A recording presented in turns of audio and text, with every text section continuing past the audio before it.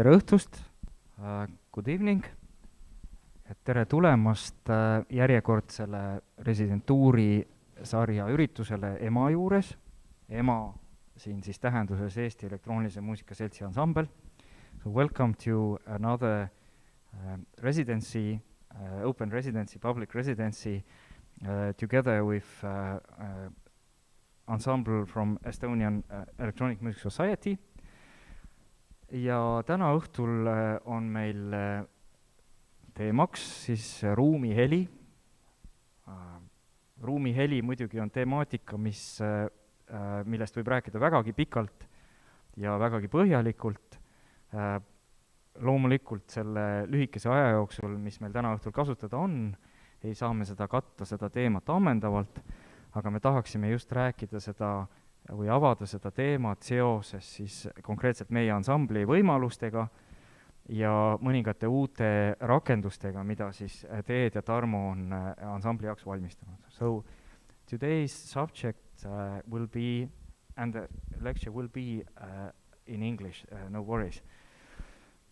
Subject will be about sound in space, and it is indeed a very large subject, so we cannot it is a subject we could talk about for a long time and much more in detail than today we'll be doing. But we would like to address this subject today from the perspective of our own group. The group of 6 players and 6 speakers. And so we would like to demonstrate our possibilities and a new app that Tarmo and Ted programmed for us, which would allow new possibilities for the group also, and hopefully it would inspire the composers to think about it also when writing us new pieces. Meil on siis väike loengu osa ja samuti siis me mängime teile ka muusikat, so we have a small theoretical part and also we'll play some music for you. Ja olete rohkem kui teretulnud esitama küsimusi, lihtsalt andke käega märku, segage meile vahele, küsige, see on vägagi teretulnud. Ja loomulikult need, kes vaatavad meid YouTube'is, olge hea, kirjutage oma küsimused sinna kommentitesse ja me katsume neile siis vastata. So you are more than welcome to ask any questions or post any comments if you like about the subject, and to do so, if you are online, then write in YouTube stream comments these questions, or if you want to say something about the subject or argue, if you will. But without further ado, I would give a microphone to Ted Theodor Pake, who would give us a bit sort of an insight about the theory of sound in space in very brief. Thank you. So yes, as Tavi said, as I already mentioned, to try to cover this topic in even one lecture is would be a bit absurd. As even the idea of spatialization in room sound is not exactly the same topic even. But they do share some things, and some of the theory that you learn in one subject can actually be translated over to the other subject. So in that essence, we try to give at least somewhat of an overview of at least some components that might be interesting for a composer to think about. So next slide, please. So the easiest way, I think, to kind of break down this idea, and it's also the way it's done in any sort of natural science sense, is to think about 3 kind of components. One is the component of how I listen in my head. What's actually going on with my eardrum, what's actually going on in my brain. We have a whole system here, and it works a certain way. The second component is to actually think about the sound as it is in the space, without thinking about what we hear, but actually what is the behavior of sound as it moves inside of a space. And then the third component, which would traditionally be called instrument acoustics. In our case, our sounds all come from speakers. So the instrument acoustic is actually the speaker itself. And for today, the biggest concern is to think about what the speaker setup is and what can be done with that speaker setup inside of a space. Now, one additional kind of thing for us to think about, I believe, is if you take your kind of common listener, I mean, not a trained musician, not a trained conductor, the idea that the space and the sound are different things is actually not true. If you hear a sound, you also hear a space. And if you hear a space, you also hear a sound. This all arrives at the same time. Now, if you're a very trained musician, you can somehow kind of reverse engineer how you experience things to start to separate the idea of a sound and the idea of a space, and that maybe you can hear a difference in this. For your common listener, this is not really something that exists. So it should be something to think about when preparing music for an audience that makes use of spatialization or makes use of a room sound. Next slide, please, Doris. So the first thing I want to talk about is just some aspects that talk about our hearing. And I'm only going to talk about a couple of things. The two are distance and localization. So when we talk about localization, what we mean is how do I locate a sound inside of a space? If I have a cello on my right-hand side and it starts to play, how do I know that it's coming from the right-hand side? What is it that's going on in my head that allows me to hear that? Now, basically, it works essentially one way, is that there is a comparison between one ear and the other ear. So the cello sound coming from my right-hand side hits this ear, and then these two compare. Okay? Now, what exactly do they compare? Well, that's where things get a little bit more complicated. So, the first option is called interaural time difference. Now, what that means is that, if you think about an imaginary cello again, the sound reaches my right ear before it reaches my left ear. So there is a slight time difference between one ear and the other. And so my brain can calculate that difference enough to inform me that the sound is now on my right-hand side. This also works for level differences, or to more layman's terms, volumes differences.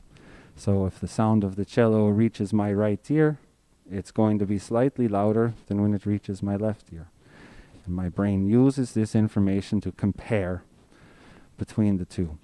Now, why the two differences? Well, it ends up being that for different frequencies we are better at some, and other frequencies we're better at other. So for level differences above 4,000 hertz, this is much more clear. And for below 1,000, we use the time difference. Now in between 1,000 and 4,000, we use both, basically. So nonetheless, this idea of localization still depends on this comparison of the ear. And if you're like me, the first question I ever asked when I learned this was, okay, can I deceive my ear?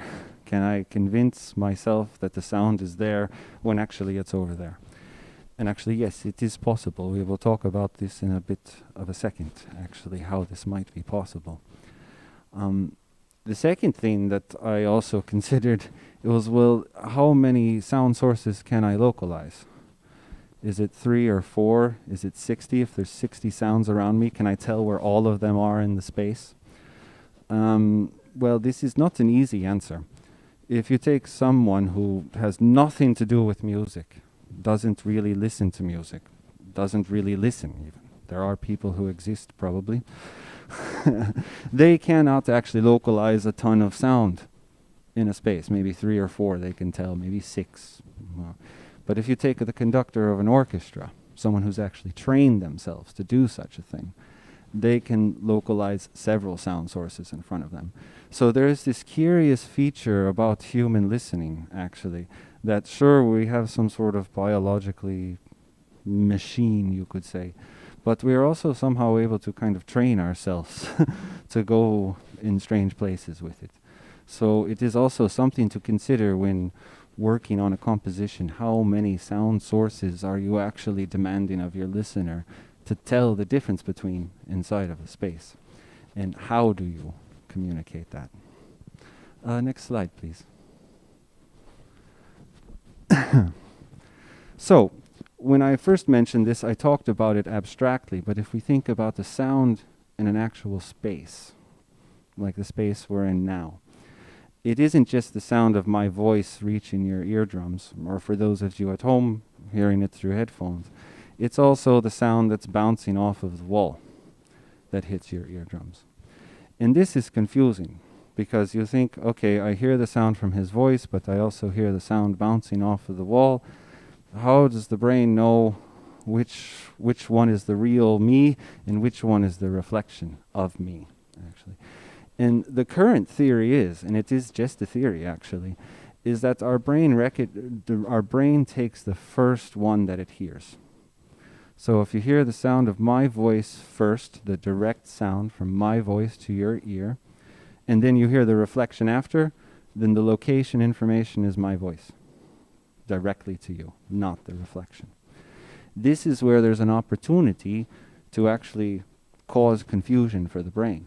There are famous halls in Europe that actually the reflection gets to you first before the sound of the direct sound from my voice. And you are confused about where the sound is located in the space.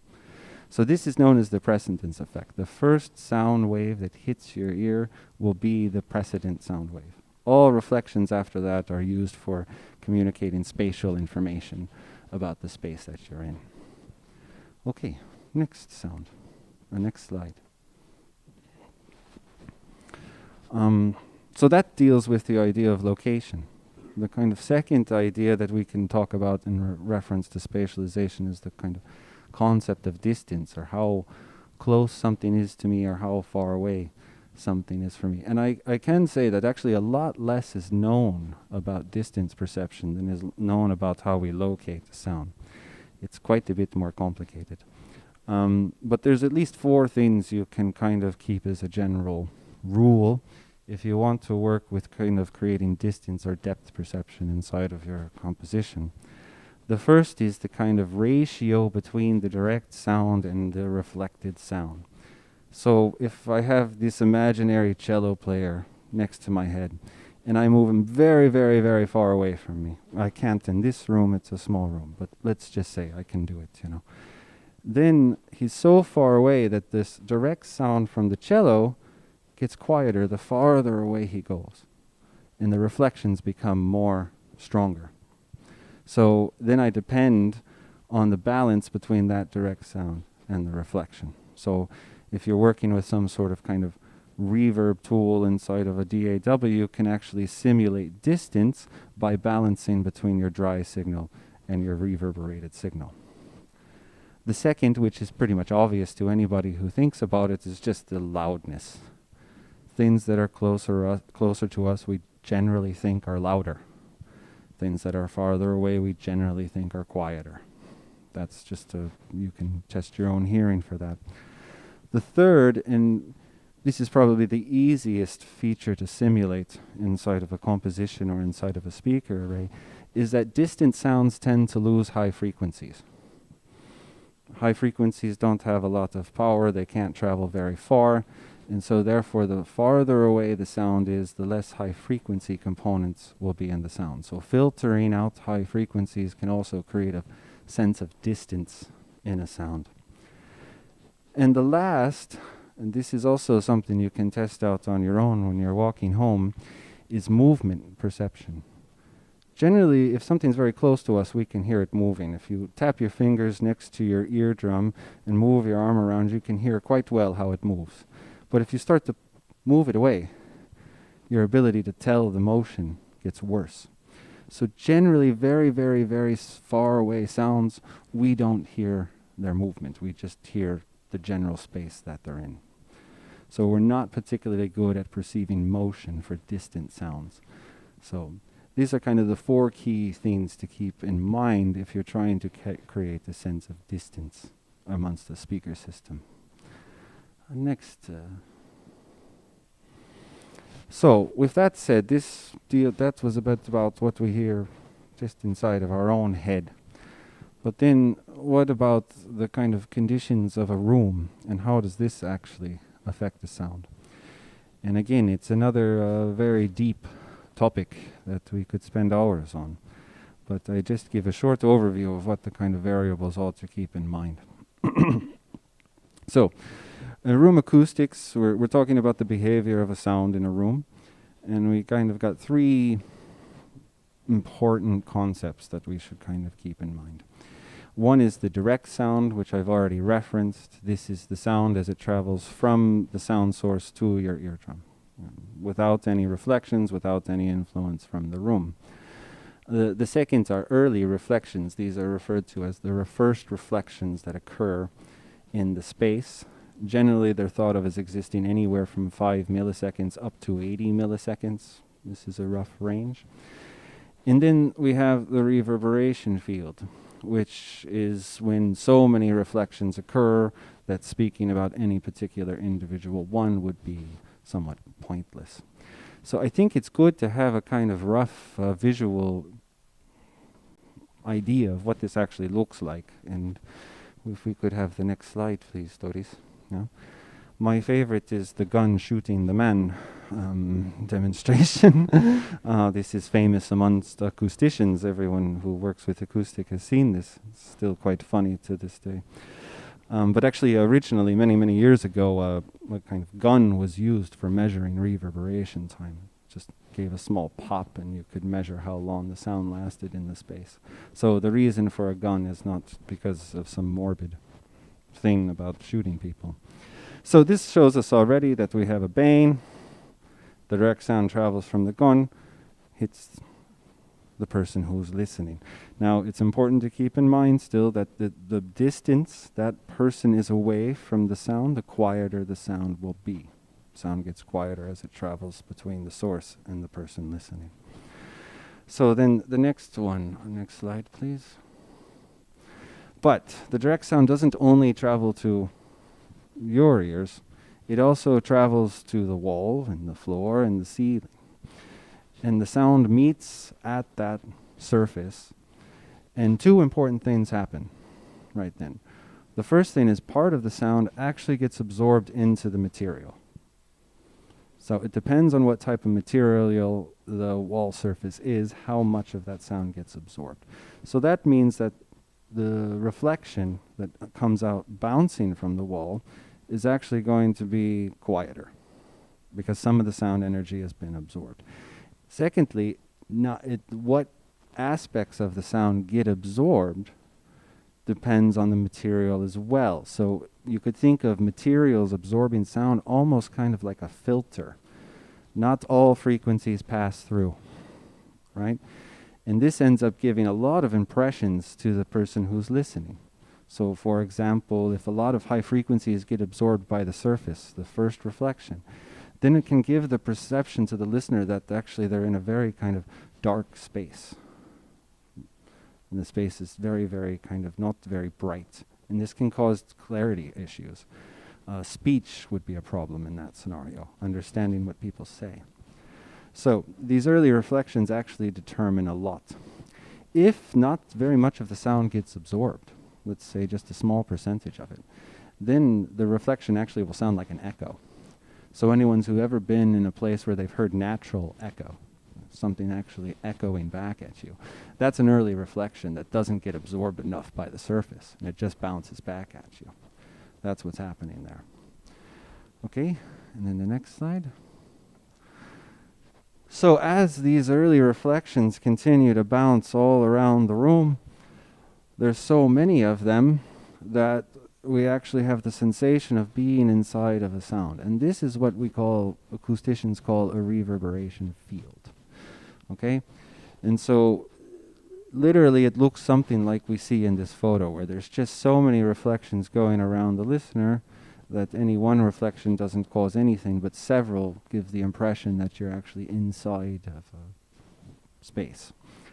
So the reverberation field, what it sounds like, again, has to do with the absorption that happens at the walls. So a very bright reverberation field would mean high frequencies are not getting absorbed at the walls. A very dark one would mean high frequencies are getting absorbed.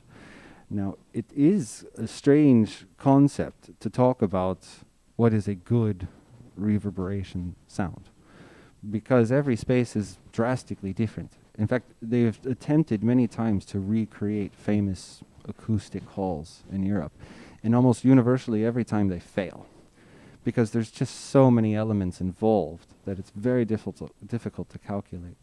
So this idea of a good sounding space or creating a good sounding space is somehow a strange idea. Maybe it would be more accurate to think what types of music suit certain types of places, more so than to think what is a good space or a bad space. So that deals with the idea of room acoustics. So what types of effects can caused in this field of room acoustics? So reverberation and early reflections can distort localization. They also can improve localization, actually. They can distort the perception of timbre. Sounds can sound darker, or sounds can sound brighter, or sounds can sound like they've been comb filtered due to the space. The three common terms that are used for in room acoustics by acousticians are clarity, warmth, and brightness. I won't bore you with the mathematics here. If you type in room acoustics clarity, it's going to show you exactly what the ratios are necessary to achieve that. And I will leave that to you. But these are the kind of general concepts that are used for determining what a space sounds like. So clarity means that the sound is very clear. The room helps the sound to be clear. I can hear details. Warmth makes the room sound warm, and brightness makes the room sound bright. So moving on to the next concept. So first was dealing with this psychoacoustics, or how we hear things in our head. Second was thinking about the sound inside of a space. And now we get a bit closer to what we're dealing with inside of our ensemble, which is different types of speaker setups, actually. So speaker arrangements. Now, as I said before, if you deal with a cello, you actually have to deal with the acoustics of a cello. But the acoustics of a speaker, luckily, are actually much simpler than that, and almost don't even warrant being talking about. But the types of speaker setups, this is where things get quite interesting. So mono is the most simplest. I suppose everybody knows what mono is. If I show up to a gig with one speaker and my synthesizer, I plug into the speaker and I play, and that is mono. I can't move the sound around unless I want to run around with the speaker. Then I could move it, but otherwise I can't move the sound. One sound, one speaker. And prior to the advancements we will show you a bit later, our ensemble actually operated as 6 mono players. So each speaker you could think of as one instrument. We couldn't move the sound around. We just had each player had their own speaker. 6 mono. Then after mono comes stereo, which is the kind of consumer technology. Most everybody probably has some version of stereo at home, I would think. And with stereo we got the opportunity to start panning things. And it's worth kind of thinking about, could I get the next slide please? It's worth kind of thinking about why this stereo was even invented. You know, why have 2 speakers that I can pan or move a sound in between and have different placements in it? Well, actually the reason this stereo was created was actually to create the same image that you would see on a stage if you went to see a concert. So if you go to see a concert in 1964, 65, before big PA systems existed, you would have the guitar on the left side, the drums in the middle, the vocalists kind of somewhere in the middle, maybe a keyboard off to the right, and bass player somewhere in the middle to the right, you know. But as we needed bigger systems to play in bigger stadiums, we needed a PA. And so stereo was kind of chosen to be the universal system because it allows me to move the sound between the 2 speakers. So if I want the sound right in front of me, then the gain or the volume of the sound equally comes from both speakers. If I want the sound to be a little bit to the left of me, okay, 75% of the volume of that sound goes to left speaker, 25% to the right. So this placement of the sound allowed us to create the kind of stage image that we would see in front of us in a normal concert. The other possibility this opened up was the idea of moving the sound in real time between two speakers, which is kind of a really exciting possibility. And once we extend the amount of speakers, we actually get even more opportunities for that. Next slide, please. So after stereo became the kind of commercial important system to use, electronic music actually got more interested in what became quadraphonic, or now we have the idea of surround sound. So quadraphonic is the first version of a kind of surround sound system. And the way it works is the listening position is in the middle, and you can just think of there being overlapping stereos going all around you. So from the left speaker to the right speaker to behind me, etc., etc. And that has become one of the most standard operations, maybe up until 15 years ago. Most electronic music was performed quadraphonically. Now, it does bring a kind of strange point up, because the standard for all newer types of diffusion systems or large speaker setups is that the listener is in the middle, surrounded by a lot of speakers, whether it's a circle or a dome, or probably maybe you've seen something like that in your lifetime. And this is a bit weird if you think that, well, what's the most important sound to me? And usually the answer is the sound that's in front of me. It's quite obvious. My ears face that way, my eyes face that way, the sound arrives at my face. If I want to hear the sound behind me, typically I would just turn around. So this brings up an important point if you're working with sounds that surrounds your listener, and you're creating very, very complicated localization in front of them. You're moving the sound all over the place in front of them. Okay, they can probably perceive that. But if you do it now behind them, they probably can't perceive that so well. So we have this strange thing where many of the systems that are being developed are kind of saying that it's equal. The sound behind me is just as important as the sound in front of me. But it's actually not true based on how we're designed. So it's something to consider actually when thinking about speaker setups. The last thing that I will mention about this actually before we give a small demonstration, I guess, would be that there are lots of possibilities for speaker arrangements. You can set up speakers in a line, you can set up speakers in an L, you can hang speakers from the ceiling if you are safe about it. There's a lot of possibilities that you could easily experiment even with 6 mono speakers. So I think it's important to kind of keep in mind that the opportunities available with even a 4-speaker type system. So, do we have any questions? Yeah, maybe in the hall.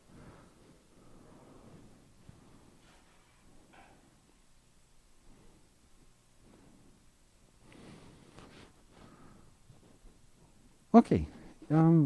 If not, then we will demonstrate playing a piece by Kosemets. One small fragment of a much larger piece called Loon Harmonic, which actually deals with how sine waves move and the differences between sine waves, and actually this will cause a kind of spatial sensation even without kind of moving the sound around. So,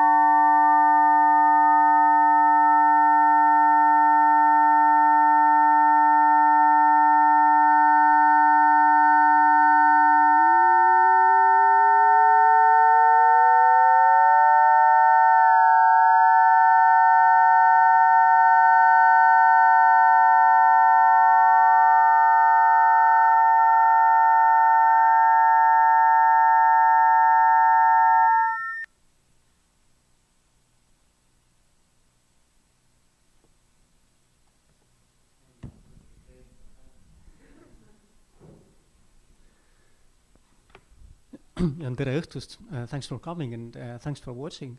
Who is following us on YouTube, then you probably wonder where are we? Which are these medieval walls? And we are in the Estonian Museum of Theatre and Music. And it's a really good place where a big concentration and thinking about things has been practiced in hundreds of years. And the museum also is great, so we're all welcome to visit it in another day too. Udo Kasemets, he is a really interesting Estonian-Canadian composer, rather experimental one, and this particular piece for 6 oscillators takes its inspiration from Chinese lunar calendars, and following their systems, these 6 oscillators change their pitches. So between harmonics, lun harmonics, luna and harmonics, move from one frequency to another one. And there's 6 oscillators. 5 of them are stable during some certain time duration, and 1 is moving. So you start to hear all kind of different beatings and different tones and so on. And in the score, there are some a little bit cryptical numbers that Kasemets wrote that you can actually decide how you use them and on which kind of parameters you apply them. But if you have a sine tone, then there's not so much what you can do. What are the parameters of the sine tone? Because the loudness is given, the frequencies are given, and now we wanted to try if we move the sine waves in a space. So in the second part of the playing, we did it a little bit. I don't know how much you could hear, but anyway, we found a possibility here. Also, today it's the very first time to try out and also present our brand new system to deal with specialization in our ensemble. Because usually what we do, it is that we use 6 mono signals to 6 speakers. So every player has its own speaker. We don't deal with stereo files or moving the sound around. It's like in a string sextets that every instrumentalist is in its own place. And we are in the space anyway, so that it creates some interesting effects anyway if different people play. Also, in that way, this 6 times mono, you can localize who is doing what much better. And also for us, we can hear much better what we do. But still, it's fun and then sometimes very also necessary to move the sound around. And there were some pieces, some composers who actually wanted it, and it was about half a year ago we started to think that maybe we can do something, and we developed a system together with Stay, then was standby, and now in the recent days we work it. I tried to explain shortly how it works, so it might help if you think about writing a piece, just to know what is possible. In the first case, our sound cards, or the sound interfaces, are connected directly to the speaker.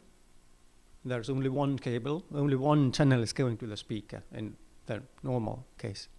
But now every player sends its signals to a central sound interface. It's this black box here in between. And there is a computer program that takes these 6 inputs, and the program is able to pan actually these signals. And we prepared 2 versions for the panning. One is actually stereo panning within these 6, so the players or the speakers, you can move sound between 1 and 6, 2 and 5, 3 and 4. So in a bigger space it could be possible to have also kind of depth, so you have pairs of sound that move around. we are very curious if it actually works, to try it out in some bigger space. And another way that we can do, every single player, is to position or pan the signal between the 6. So we can move around the signal through all the speakers. Or we can route the signal to any specific speaker. So, yeah, in a moment. So that we can, if I want to send my sound to there, it's possible. And how we do it, now the user interface is now here on the screen. And the software that is in between, it's called Open Stage Control. It's an open source, quite flexible software where you can build simple interfaces that send out OSC messages. OSC stands for Open Sound Control.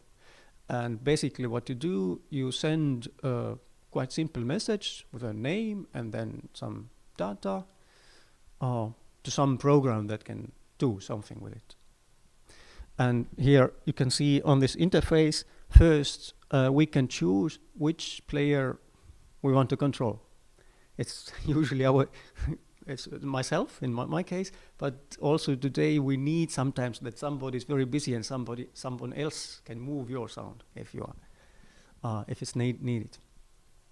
And then we can choose between the stereo panning, between the pairs, and the 6-channel panning, so it's between the 6.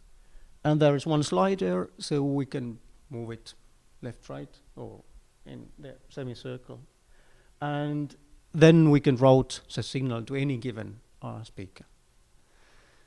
And then also there are small experimental features. We can make auto pan so that their signal moves automatically between the speakers, or random panning so that it jumps to different positions randomly in a given frequency.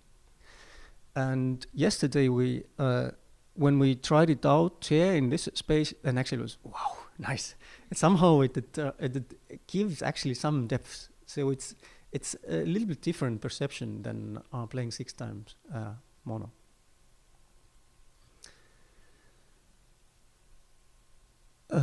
Yeah, so was it a little bit followable, or can I explain something better? Yeah, and the first piece actually that required some kind of specialization, and it was in the time when we started to develop it, but didn't finish by the premiere, was by my wife, Tatiana Kozlova-Johannes, and the piece we have played also in this series, it's called Aria. And there is written in that some background sounds need to move. Let me try. So that if there's some kind of wind sound, it's written in the score, the panning, that in some kind of gesture it needs to move to left and right. And then so together with a volume and between different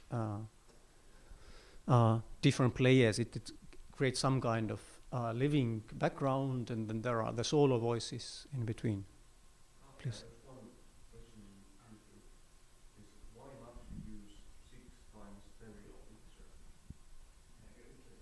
Okay, yeah. The question was why not to use 6 times stereo mixer? One very simple reason is that then we need a sound interface with at least 12 inputs, and we don't. And also it gets a little bit too messy. So if we have 6 times stereo, then we should decide which are the stereo output channels. But now we are much more flexible doing other things. Also, we need someone to control that mixer, and there's only 6 of us. So that would mean that every time someone wrote a piece, one person would have to be in charge of diffusion. But in this case, each one of us can be in charge of their own movement of the sound. There was actually one piece by Lithuanian composer Vykintas Jurgutis that had stereo files, and then we had to control them a little bit. And then our solution was that we sent out stereo to the main mixer because it went for a web concert in Estonian Music Days, so the listeners were online mostly anyway. But on spot we still played there some of the 2 channels in our local speaker. But yeah, in that case, to have 6 times of stereo, that everyone would have 2 speakers, and if it would make sense and work out, so it probably would get already a bit messy. Yes. Question for the piece, were you using some custom notation by the composer, or is it some kind of standard notation? In that case, it's a nice mixture between standard notation and graphical and text explanations. So there is, for the panning, there's just one line that going from left to right and back. And this piece was also introduced in our first lecture dealing notation, so you will can see more examples there, or ask us. So we're happy to share the scores.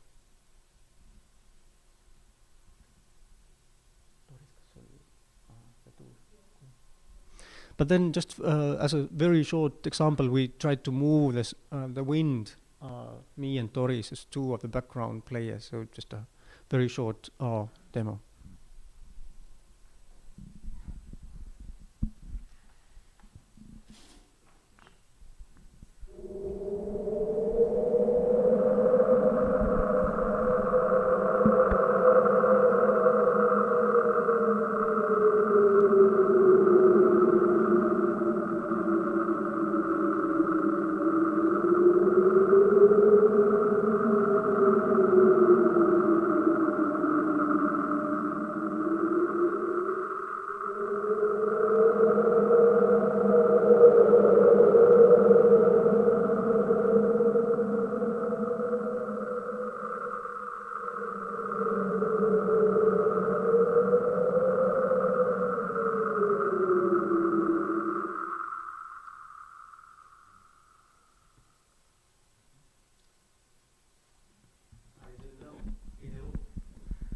In the audience, could you hear any moving at all?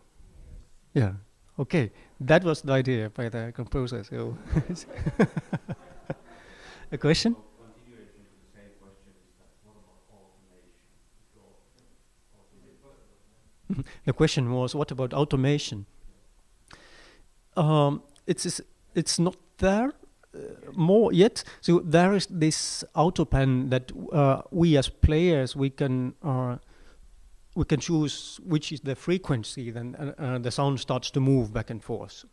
So this is one very small similar automation, and the other one is the random pannings. And again, we can choose the frequency, how fast the random positions will happen.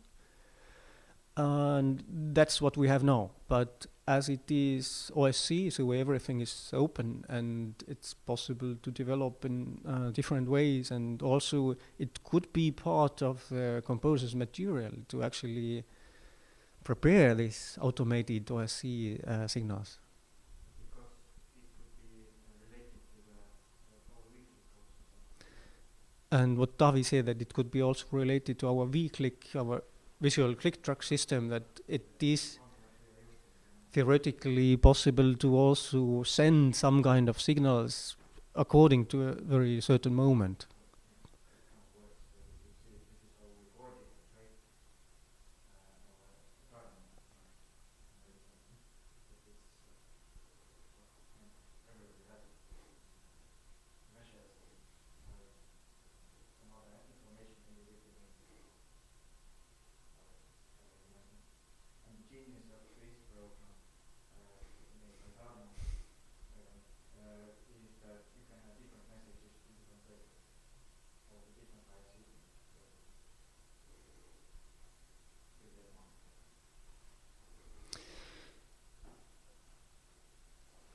Do you have any more questions, or we continue with a small impro just to play around with the space?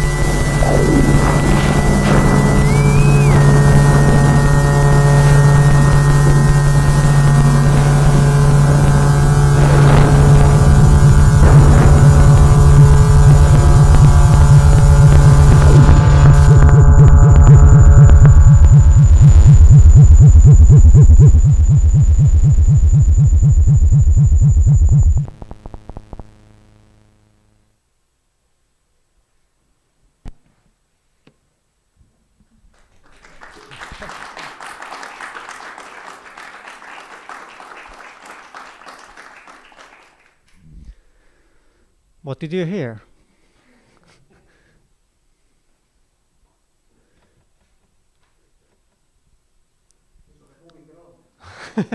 It's moving a lot, absolutely. Yeah, this is the thing that, of course, everybody who has got some kind of knob of socialization, and his first thing is. Yeah.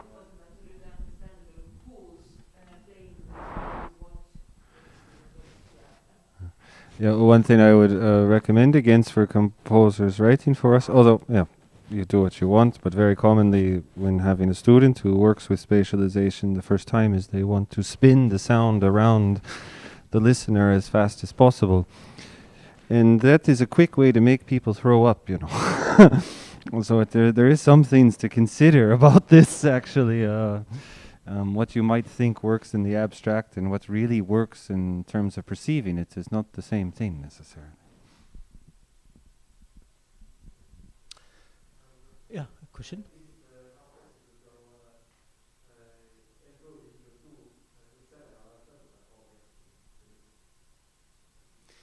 The question was, is it possible to encode into stereo? Yes, one way could be that we would send our signals all to the two outer speakers, so that we have the 1 and 6, and then we pan between these. Yes, yeah. Yeah, in some conditions. It would need a bit more work. And what we do actually now for the YouTube, that we have actually a stereo mix of what is happening here that is sent to YouTube and mix, so that this one kind of stereo mix is happening anyway. Yes, one question?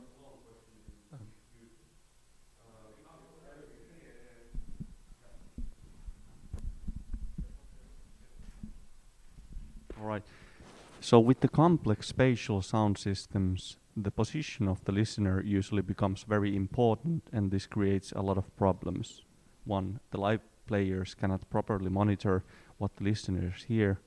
Two, parts of the audience may not hear the effects as intended. And three, and so it also becomes less of a shared listening experience for the audience and more an individual experience for each listener. How do you deal with these problems in live performance?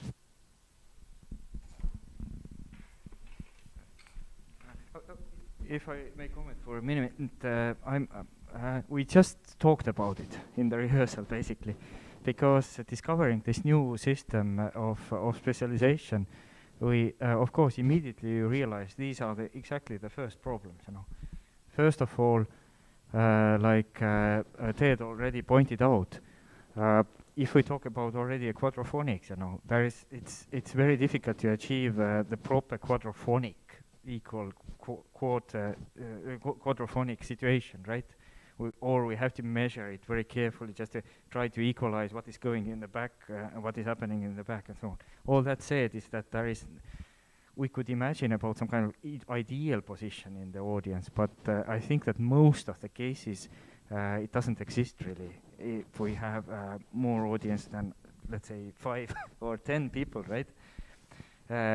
But this wouldn't mean that we shouldn't use it. I think that it depends how crazy we get about the purity of this idea, maybe, and more about the concept of how we're using the material. And the one issue what we immediately realized when playing was obviously that it's much more difficult to control your own volume if you are moving around and to the speaker, which is, let's say, 10 meters from you. So we already thought about possibility of performing or at least trying to play once from the position of the audience, so that we could all hear the similar result or more similar result. Because already acoustically here we are in a situation where the speaker is either on the side or on the back, you know, and by the experience we can imagine the levels, you know, and what we have rehearsed, and sometimes we rehearse it so that we go to the hall and we listen and we go back and so on, right? But it's never ideal. So it is, anyways, I think everybody's own experience. There is no hope that anybody would hear it in the same way, even if we would use headphones, because already we are built differently. But I think if one would want more similar result acoustically, then it's headphones is the way to go. The same types of headphones for everybody from the same age group, I would say, or something. Right? But Ted knows much more about it. You? No. Yeah.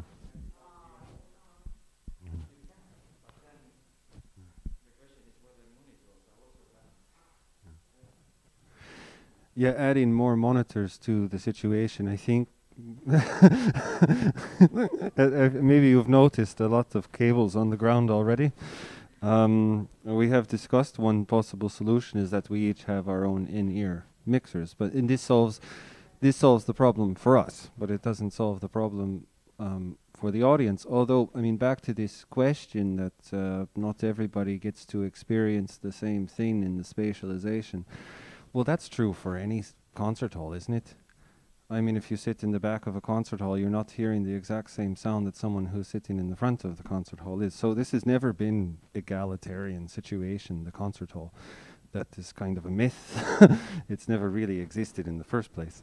So, of course, ideally, you want to create spatialization though that somebody hears it. And I can tell you right now from my years of working with many different types of diffusion systems that this is the question that everybody's asking, is how do we get the center to be bigger? How do we get more people in the middle? And actually there's technological limitations to this, and there's also huge financial limitations to this. So the ideal is really not on the table, not only for us, but it's not on the table for major universities even. So we have to deal with the technology as it grows and hope that in so many years we can better suit this type of problem in the future.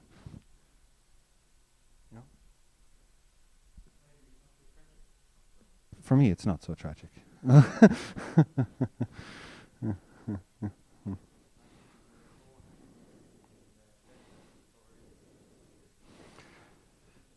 Well, in the concept of a great listening environment is not really... nobody knows what that really means, actually. It's not clear what that means.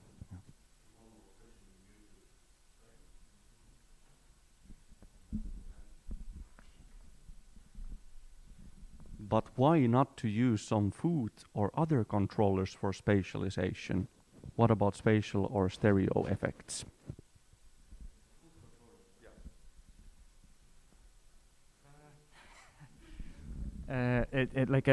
So the question was, why not to use foot controllers if the other limbs are taken? Sure. Yeah. If we would be able to control it, yeah. But yeah, I mean, theoretically, of course, it is possible. Then we just need to practice it, and it's definitely possible. But then just brainstorming about it, because I'm a bit of a fan of the controllers. So most of the most common foot controller would be this kind of expression pedal, right?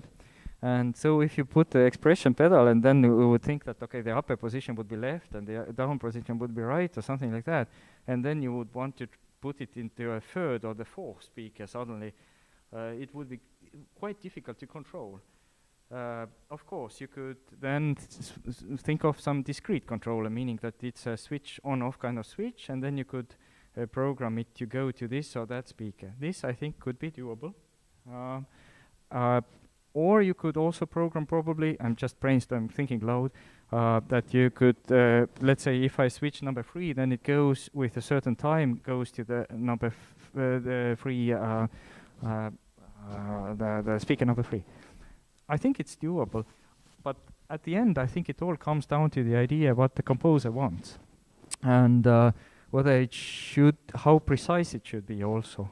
And is it more like an improvised situation, or is it more like very precisely programmed? And if this is the latter one, I would go for automated situation.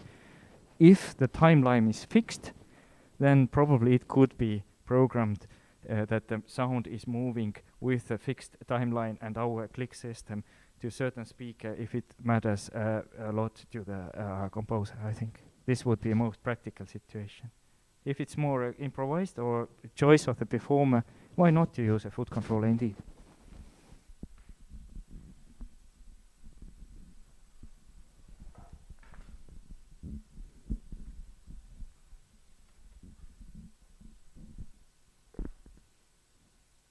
So, hello, I'm Doris. If anyone asks why the microphone was given to me, then the next thing we're gonna show is last thing that we're gonna show is one of the pieces I wrote to the ensemble, and it's maybe worth showing because when I wrote it, then we didn't have this fancy systems of using mobiles and panning ourselves, and when I wrote the piece, the first thing that came to my mind was that I want to play with spatialization and panning.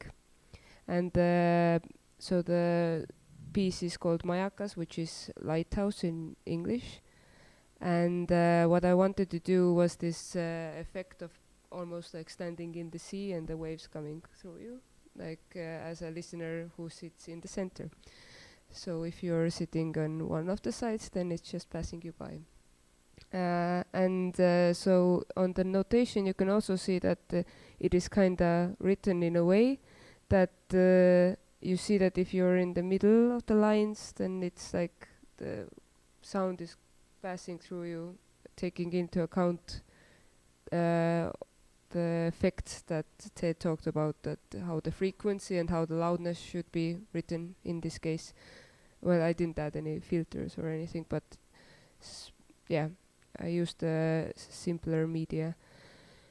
And so this is one way you can write a piece with spatialization, writing it into a note. But then there was a problem that people were getting arguments and they didn't want to sit next to each other anymore. So Davi decided to sit on the other side of the room. I decided to sit to my best friend Tarmo, and then we had this situation that everybody was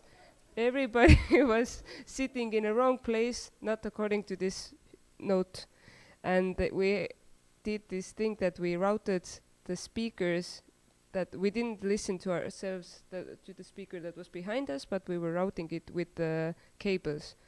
So you might understand it took like 20 minutes to get the sound into the correct speaker, and it was a problem.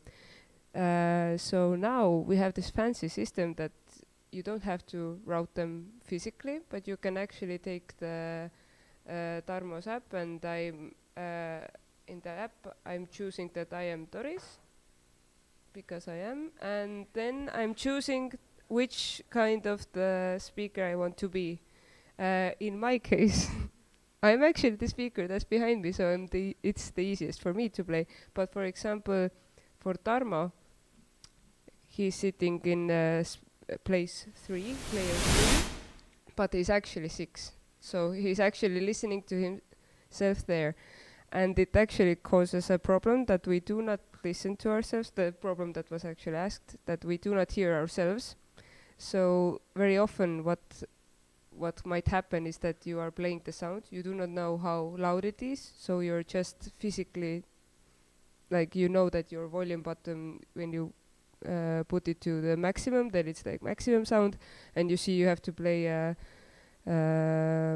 piano, then you like put it 1/4 placement, and but it usually it's not the best way to. It fails, yeah. It's like the first time when we did the physical routing, then it happened that everyone was like quiet and there was like this loud sound coming, and I'm like, who is doing it? And then you realize it's yourself, and it's okay, sorry.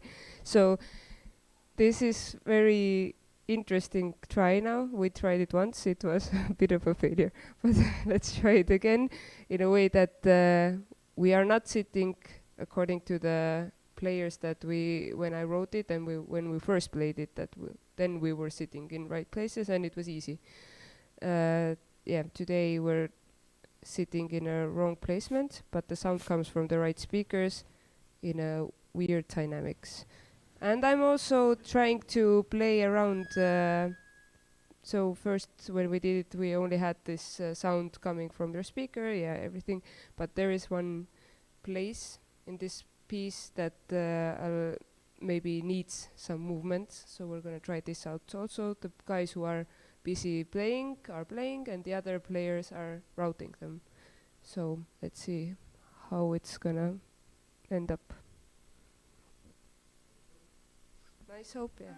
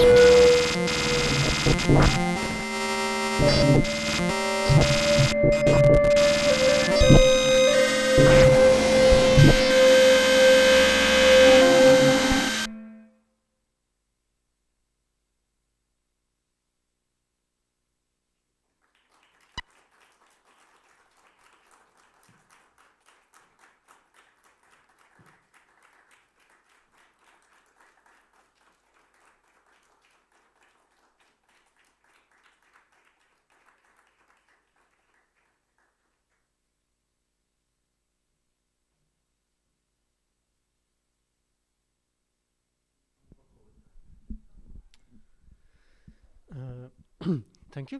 Do you have any questions in this moment? What is?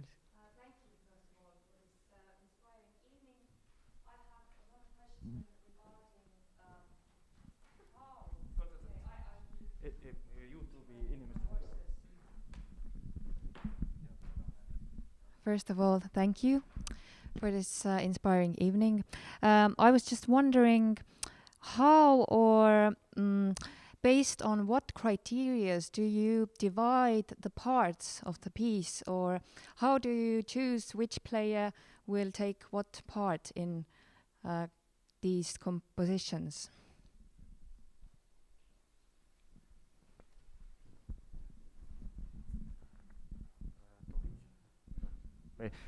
Well, I think it's rather a question to the composers,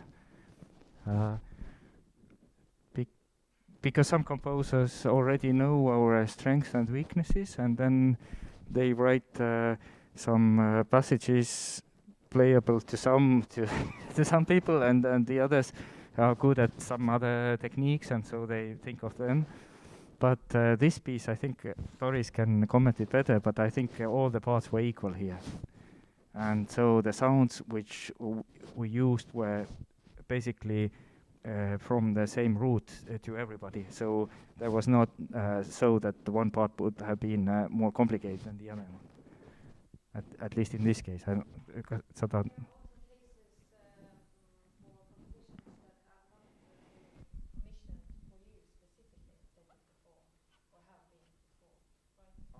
So you mean if there is a composition which was not composed for us, so how do we share? I think it's a very simple calculation. If somebody is good at very virtuosic slider movements, then we assign it to this guy, and or dancing on the foot controllers that I don't know Doris might be very good at, then it's her part.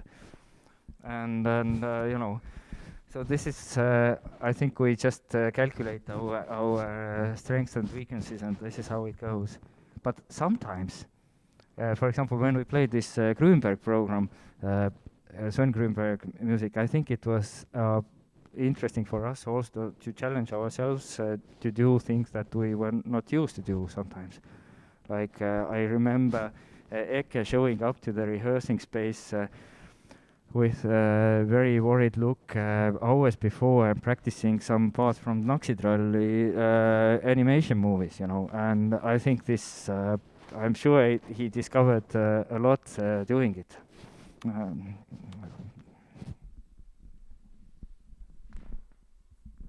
Here's another YouTube question. Aren't the compositions dependent of an instrument you play, or the compositions, are they composed specially to you?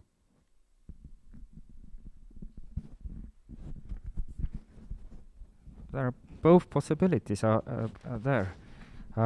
We have like this Kasemet's composition. I wish it was composed for us.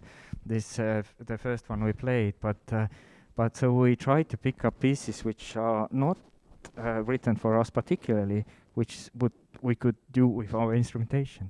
But we are absolutely very curious and excited about the idea of working with the composers and together in the collaboration with the composer. So because then I think if the piece is tailor-suited to us, then the results might be even more exciting, because then we could also propose ideas to the composer with the means what we have, and as we are all a bit of gear addicts, you know, there are many things we could propose to the composer as far as possibilities go.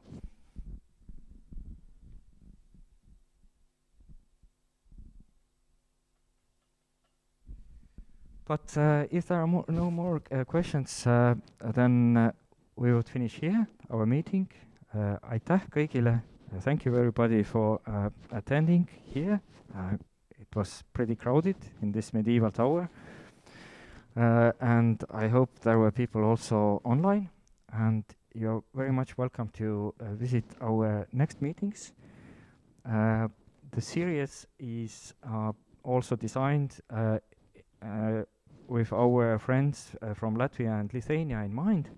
So when it gets warmer, we will be also heading to Latvia and Lithuania, and we will do our residencies from there, but the online events remain, hopefully, and so you can be part of it, hopefully, too. If there are any questions or comments what you think of later on, you're most welcome to send them to our Facebook page, this Estonian Electronic Music Society's page. And once again, thank you very much, Eesti Elektroonilise Muusika Museum, the museum, Estonian Museum of Theatre and Music, and join us next time. Thank you. Aitäh!